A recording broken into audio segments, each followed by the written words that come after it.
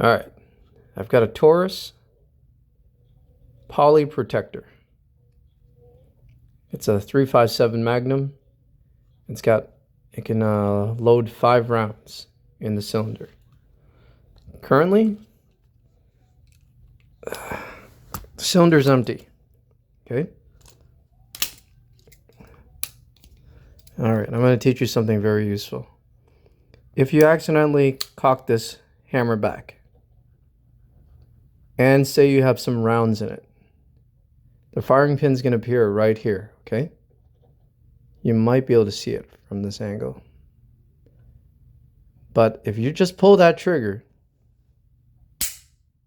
you saw that little pin, right?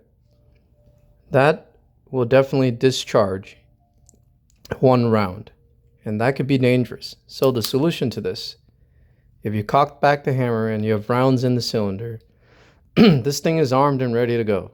What do? Don't panic. Don't call the cops. You don't have to go to the gun store. Just calmly keep your thumb on this hammer and then squeeze this trigger. And while keeping pressure on the hammer, release the trigger after you squeeze it. You'll feel the hammer slide. And look here. Even if you let go quickly, I'll do it again. Even if you let go by accident quickly, the pin won't slam into the center fire cartridge. I'll do it again. Hammer back. It's armed. Keep your thumb firm pressure on this. Squeeze the trigger. You'll feel the hammer release. Do not keep your index finger pressing and pulling on the trigger. If you do, the pin will drop. Did you see that? I'll do it again. One more time. Cocked back. This is an example of what not to do. Pulling it, still pulling it.